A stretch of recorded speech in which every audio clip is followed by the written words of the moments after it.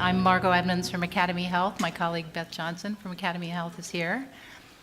And Beth and I are going to tag team on a presentation telling you about our scan of the interoperability guidance that's out in the field. And before we start, we have a couple of things we'd like to say.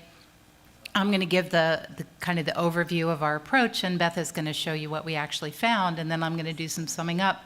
And then we want to have at least half of our allotted time to talk to you guys about what the feedback that you would like us to hear, so that we can think about next steps that are very collaborative with you. We do want to start off by thanking our sponsors. This wouldn't be possible without the generous support of the Kresge Foundation and several other partners. Thank you. So one of the things that we talked about with Daniel and the stewards team when we first started talking about what we'd like to do together is that we wanted to find out what was out there. And the term of art isn't do an environmental scan. So we wanted to identify what people were doing right now that defines this ecosystem. Ecosystem is a kind of a term of art. It's a kind of a geeky term. It also comes from environmental health, so we like that term. We come from the health IT, healthcare, public health space. We know that there's been a lot of national investment through the HITECH Act, a bunch of money that went out in the beginning of the Obama administration to build infrastructure. So the healthcare sector has had a lot more opportunity to develop guidance because they've had the support for that. But we were very systematic in the little chunk of the search that we did online, which Beth is going to tell you about. So what we wanted to do was identify what are the guidance documents that are out there right now for people who want to start. This is all pre-NIC. And then we want to identify what standards are out there, what standards people are using, what best practices, what stories people can tell. We wanted to analyze what was available and not available, where were the gaps, and then we wanted to develop a plan for NIC to fill those gaps. So we started off by thinking about who the audiences are, and we've been to, now this is my third stewards meeting. It's the first one that's co-branded as NIC. So we kind of looked at who was out there that we were talking to. We also have our own partners who are working in the social determinant space, so we just started getting a feel for who's doing the work. We identified 3 layers of audience that were recommended to us by several people, some of whom are on our advisory committee. Advisory committee members, would you wave? Thank you. So one of the things that they said was there are kind of 3 layers of audience. There are the people who are actually doing the work programmatically. They're the people who are building the technical infrastructure, and then they're the people who are kind of overseeing it all. And those are three key audiences that kind of are interested in different information. We conducted some interviews with some key thought leaders, and we conducted a systematic search for guidance documents online. It was not a systematic review in the sense of comparative effectiveness research, which has a lot more rules and a lot of different kinds of data, but it was very systematic as an informatics approach. We looked for common themes and gaps, and we're going to tell you what they are now. So the interviews that we did, the first question we asked was, how do you define interoperability? And most people said, well, we use somebody else's definition. We use the ONC definition, which is based on IEEE, or they had another definition that they used. But then we asked them, well, how is interoperability different than data sharing? So we have this continuum with a gray area in between, right? So data sharing is very transactional. Interoperability is the holy grail. These were the best practice examples. Some of them you are already familiar with that came up as we discussed with the interviewees, what were they really pointing to in terms of best practices, and we've shared some of those stories already. There are many more out there. These are just the top line. We asked people, how would you know if interoperability made a positive impact? They talked about it's more efficient, it's faster, you have fewer errors, assuming that you build the systems right and you involve the end users. And it allows you to aggregate and reuse data for analytic purposes. Everybody talked about standards. People said, the joke about the great thing about standards is there's so many to choose from. Or you can invent your own, right? And so we've already heard, Jess was very articulate about that yesterday. Please, if you're venturing into a new area, find out who's already done it already. Common definitions, common standards, and then a coordinated infrastructure. It does not have to be centralized. It can be federated. But there need to be consensus among the partners about which sets of standards to use. So in general, we ask people, where do you feel like the field, however you define or experience the field, where have you seen the progress? And people say, well, at least people know what interoperability is now. They've heard of it. They think it's a good thing. There's much more acknowledgement of the need to involve the end users from the very beginning. There's people who talk about modular development, plug and play, don't build and engineer huge systems. And there were a few examples at the state level, North Carolina, South Carolina, Washington. There are other states. There are a lot of local, really good examples of this.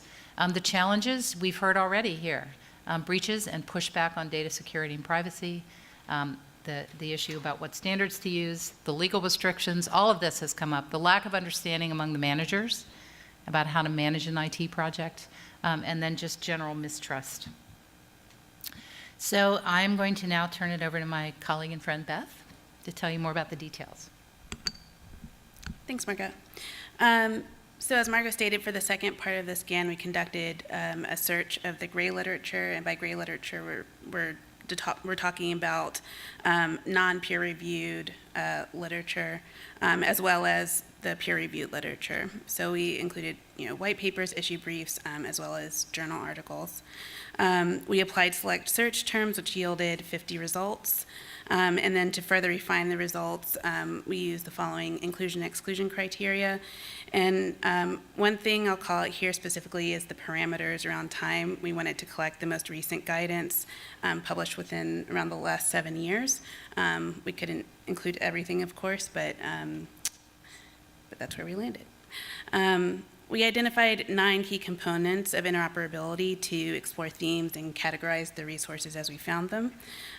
They include regulations and policy, and here we're really looking at highlighting state and federal policy, organizational capacity and readiness, and what we meant by that is the resource talks about the ability to adopt socio-technical aspects of interoperability at the institutional level, C-suite decision-making and considerations for return on investment. Governance, trust and shared values, partner, stakeholder, community engagement, systems integration and technical infrastructure, privacy and security, behavioral and workflow change, and sustainability. And then we had additional classifications including sector, year, document type, really looking at what content was included. Was it guidance, recommendations, best practices, resource type, and relevance to interoperability? So what we found is the majority of documents focused on systems integration and technical infrastructure. This category mostly comprised of technical documents around data standards, not surprisingly.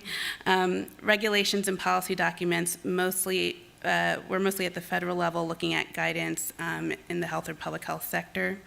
They also provided an overview of what the legislation said, but not necessarily how to navigate the legislation. For partner, stakeholder, and community engagement content, that mostly advocated for collaboration, but didn't provide a whole lot of how-to information.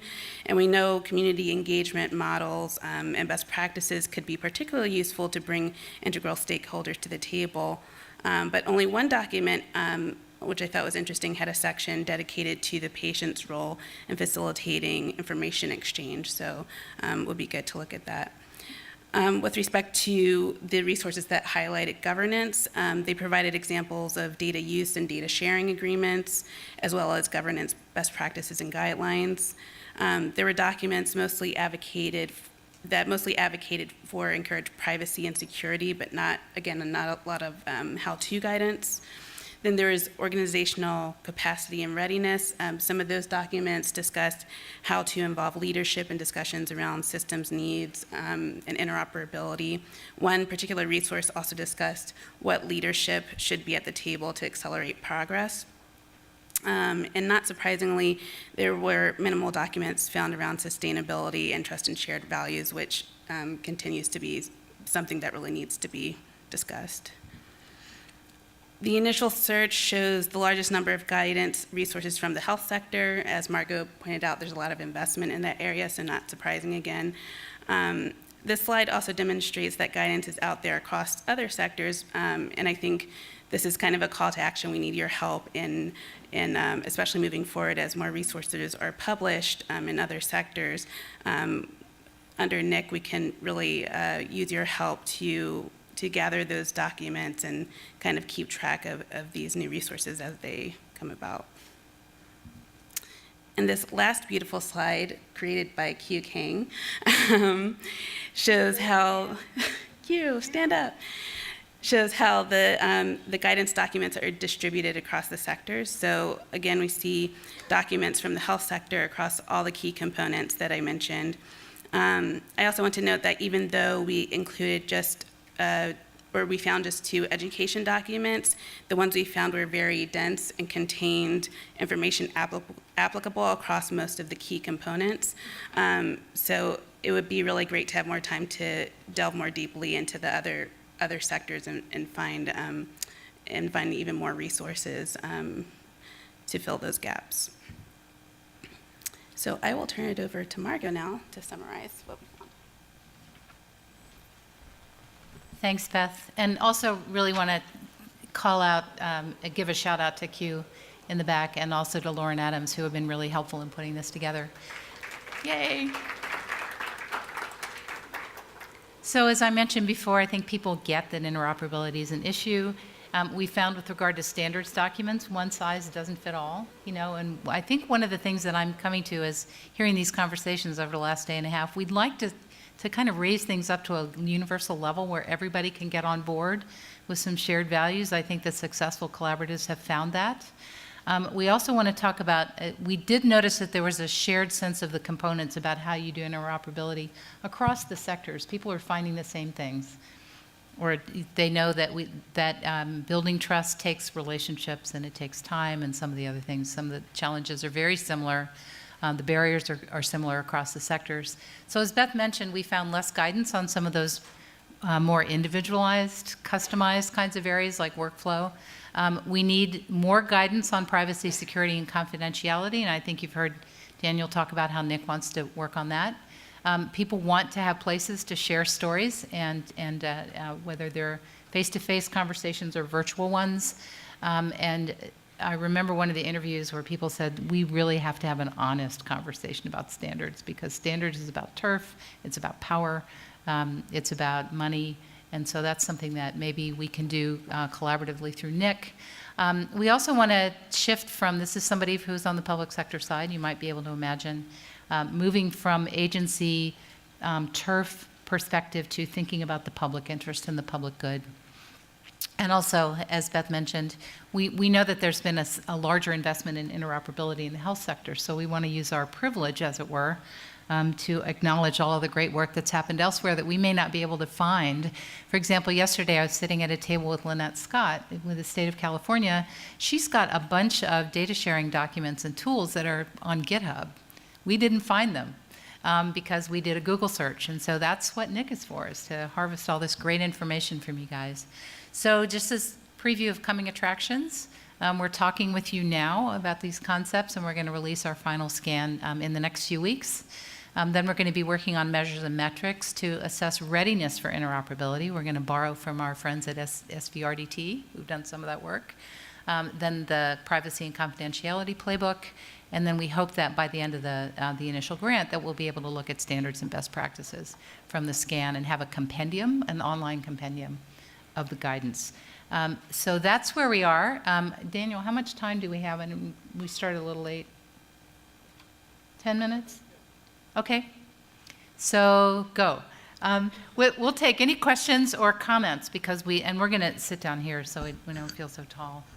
But we really do want to hear from you. I think some of the table discussions were very, very helpful, gave us really specific ideas.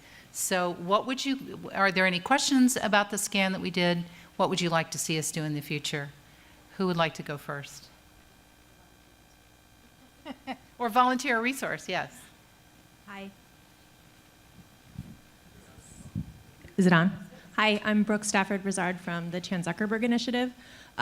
Would love to see, it's a much bigger kind of research base, but the research and knowledge management, I think, would get us to the trust and culture and kind of the online-offline dynamic that we need to establish. Could you be a little more specific?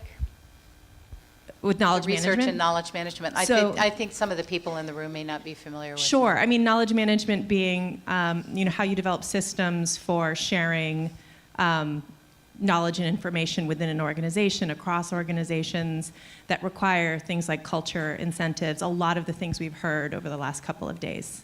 Is that helpful? Absolutely, thank you. Beth and I live there, so it's really nice to hear that as the first suggestion out of the gate. Thank you. Others? It's really hard to see up here because of the glare. Are you shy? Did you have too many carbs at lunch? We just did that good of a job. Okay. Do you have a mic? Okay. Gillian's bringing you one. So I think one of the things that came up in a conversation I had yesterday, which I think we're not talking about as much, is the role of the client voice. And so I thought it was really interesting that you said you found one document. And so how do we ensure that these communities who are being researched and studied, and we're collecting all this information, actually get to know what information is being collected, how it's being used, and then have a voice in like what research gets done? Because I think that that's such an important piece of ensuring that communities aren't continuing to be marginalized. It's a great question, and if I could start and then Beth can add. One of the things that we talked about, I think we did a very narrow focused search. There's a lot of guidance that PCORI, the Patient-Centered Outcomes Research Institute, has done around community-based participatory research networks, and we could certainly look at some of that guidance and expand out from there. But what we wanted to do for this purpose was to have a pretty specific, and we were very curious about how many people are using the term interoperability. If we were going to do it again, I think we would do interoperability plus integration, which is a much more popular term within the human services. So we see our bias in focusing narrowly in the way that we often ask health questions. But thank you very much for bringing that to our attention. We'll follow up. Beth, what would you like to add? No, I think you said it all. I think in recent years we've been obviously talking more about the patient engagement piece, and I think as a result maybe the literature is lagging a little bit. So we certainly have anecdotes from different programs and initiatives that we've been a part of that are taking the steps to include the patient voice, but definitely need more, I think, guidance documents in that area. So I agree. And one of those examples is the patients included certification criteria. So AcademyHealth was, I think, one of the first in the U.S. to use this European-based standards of involving patients. When you do any kind of convening, that you have patients on your advisory committee, that you make scholarship money available for them to come, that they have a meaningful role. It isn't just a token role. So there are some other models out there, and thanks very much for raising that. Somebody had your hand up. Yeah, so Adam Donner with California's Health and Human Services Agency. So 2 questions. One, you mentioned Lynette, and we've done a lot of work on a data playbook that we have here in California.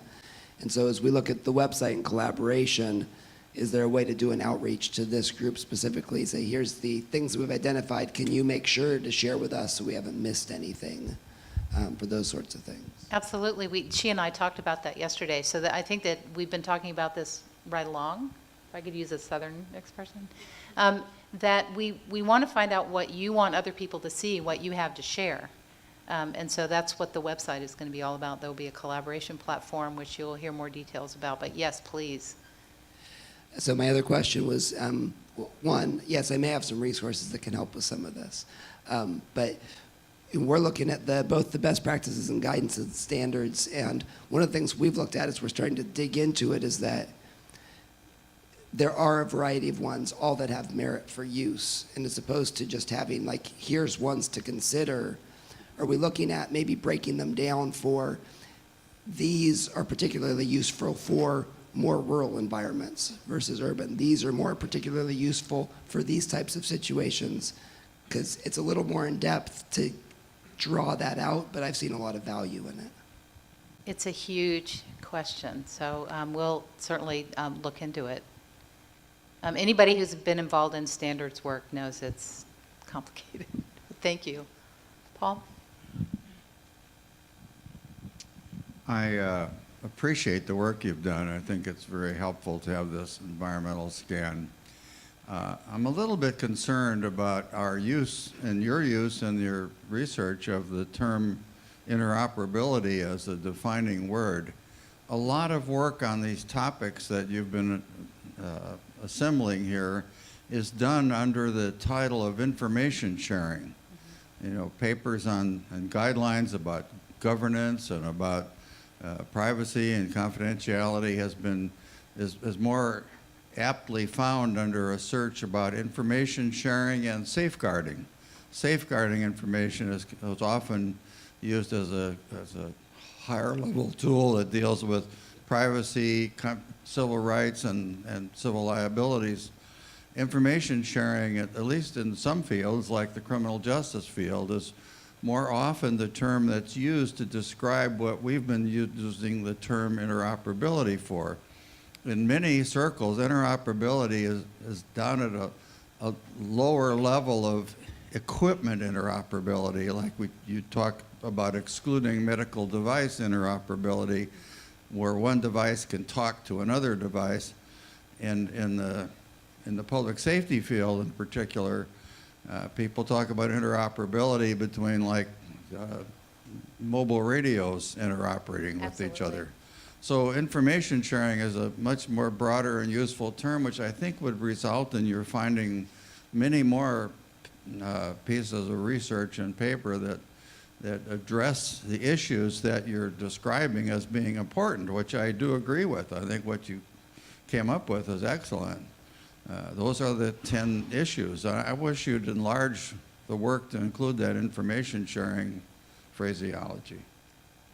Thanks for that, Paul. We made a strategic decision. We did some Googling at first, and we saw how many thousands of documents when we used some of the broader terms, and we made a deliberate decision to keep it narrow because it's the National Interoperability Collaborative. So we wanted to have a starting place that was focused enough that we could manage it with our resources.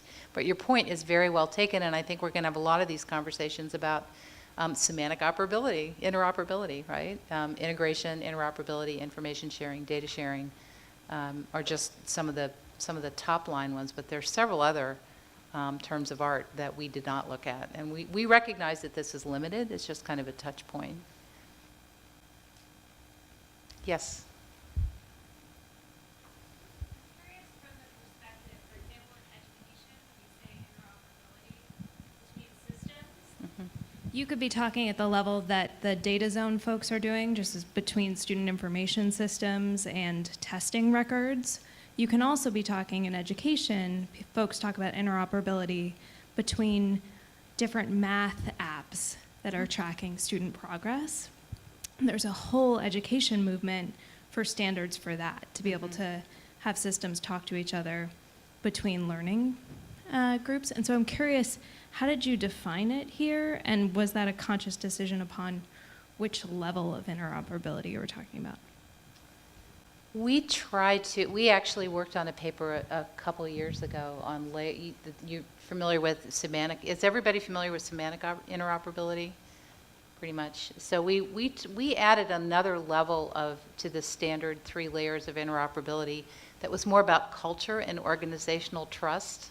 And we tried to work that into our interviews, and it was just too hard to talk about. So I think that we used standard definitions. We used the Office of the National Coordinator definition because that's where we start from. But it doesn't mean that this was the only way to do it. It's not a very satisfactory answer, but yes, they do. Absolutely. And that's one of the reasons that Marcy and I have been talking about this. How can we interoperate between our sectors? And that was one of the reasons that even the way that Stewards defines the sectors is a little bit different than we've been defining the sectors or than other people might, because it depends on the way your government is organized. For example, is your environmental health department part of your health department, or is it a separate department? I mean, these variations are endless, and the governance issues can go on for a long time. But so it is what it is, and we hope that it's helpful because we think that it's something that can reinforce the notion of having some kind of common lexicon and common experience to work from. as you talk about governance, so many of the people who make these decisions are people like politicians and judges and elected officials who have no idea what you've talked about for the last 2 days. Right. I mean, seriously, they don't. So is a NIC going to have a basic primer 101 for those people who make most of the decisions who don't understand at all what you're talking about in the domains and the interoperability? Because they just don't. So I don't want it to go over their heads, because if I had 100 judges in this room the last 2 days, they would have been on their iPads all day during every session. And so I worry about touching the movers and shakers who make those eventual decisions and the people that pay for all these toys. Do they understand it enough to understand, do they understand enough to be willing to commit to it? When we talked about, thank you for raising that, when we looked at the three audiences that we defined, it was the program people and the IT people are the ones that were in the room, pretty much. The deciders are the ones that we need to figure out how to communicate with them. And when I was teaching, I used to, communications and public policy, I told people to please never say dumb down. Raise up to a universal level so everybody gets what we're talking about. Start with what we have in common. What are we trying to get done? And then get buy-in for the shared values, and then you start drilling down in sub-communities. But I wonder if Daniel wants to also answer that question about the... Of course. And it's also probably time, our 10 minutes are probably up, so shall I hand you this mic?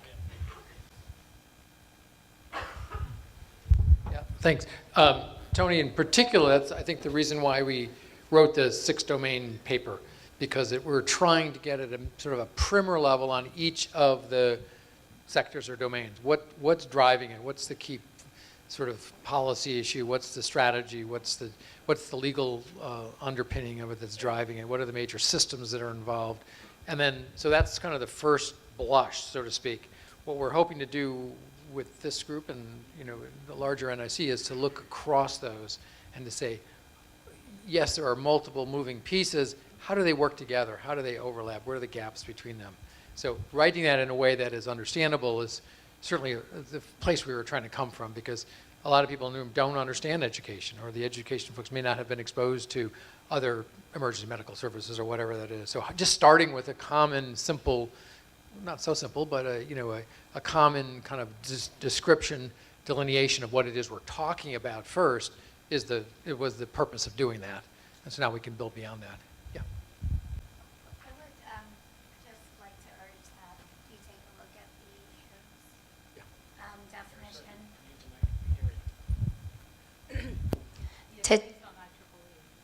To take a look at the HIMSS definition, it's got 7 layers of interoperability, and because there's 7, I think it provides kind of the degree of breadth that might be really useful, because they're looking at functional, and they're looking at semantic, and they're looking at pure integration where data is just able to flow from one to the other. So I think that might be more useful when, instead of inventing something that might actually fit across all of our domains. Thank you. I think when we start, we'll talk to you when we start developing the metrics, the readiness for interoperability. We could certainly use a more nuanced version of layers of interoperability. Thank you. I had a question. Daniel, there was work that you were doing with the Applied Physics Lab at Hopkins, right, to build out the human services equivalent to MITRE. What happened to that body of work, and why are we having this sort of reinventing conversation? I thought we had done a pretty good effort at pulling that together. So a number of years ago, we had the opportunity to work at ACF to build out an architecture that would cut across all of these domains. And we worked with the Applied Physics Lab and Hopkins, Bloomberg School of Public Health, a bunch of other folks within ACF. It got developed. The version 1 of it got developed. It got pushed out, got actually adopted by a few states, and a few vendors actually incorporated it into their architectural approaches. Administration got less interested in that, and so the funding for it stopped. So it's still there on the ACF website. It's available. And it's, yeah, and Chris Trevor, who is still in the administration, is a big proponent of it. One of the things on his task list is to kind of reinvigorate that, sort of bring it forward. In fact, when we saw him just recently, he was, depending on what gets funded or not funded within the administration, that is something that is still there. And I know that a number of states, I think, I know Oregon, I know Vermont has adopted, I don't know if Michigan adopted parts of it at some point in time, but a variety of places started to incorporate it. So that's a great place to remember, right, all that whole body of work that was done there. So we'll incorporate that, see what we can at least reference it. My only thought was the industry may be interested, even if the administration is Okay, yeah. putting some funding towards it, that there might be some leverage there. If we keep having the same, we were just talking about that at our table. We're just having that conversation at our table, you know, that there is a cost to not addressing these issues. Because when you build out a system, it's not easily replicable. And so for the vendor, too, there's a certain frustration. You can't just take it and say, hey, I have a portable system. You have to customize it every time, and there's a cost associated with it for the state, the local, whoever. And so there might be an opportunity to come at the financing of it in a different way. We've actually started some of those conversations, we Academy Health, in collaboration with UCSF and the Siren Group, and some other folks who are working from the healthcare side to look at social determinants of data codes that already exist in ICD-10 and LOINC and some other places. So I think that the notion there was that we would create an environment in which the vendors could come together and collaborate in the public good. And so those conversations are ongoing. I'd be happy to talk to anybody who wants to get more information offline. Yeah. Yes. That's a really important thread. It's huge. That we should all be kept current on. And there's also an interoperability toolkit that HIMSS and NACCHO developed a couple years ago. We talked to, many of you in the room know Seth Foldy. And he was surprised that I love that document. And that was like the first document we wanted to scan. And Seth told me he was really surprised that I was familiar with it because nobody adopted it, because it was done, it was, a lot of people were engaged in it, and then there was no implementation strategy, as happens all too often. So we're going to try to pick up some of those threads, Uma. Thank you very much. And it's a start. It's a great start, and hopefully this work will continue and get deeper and fuller and all those kinds of things.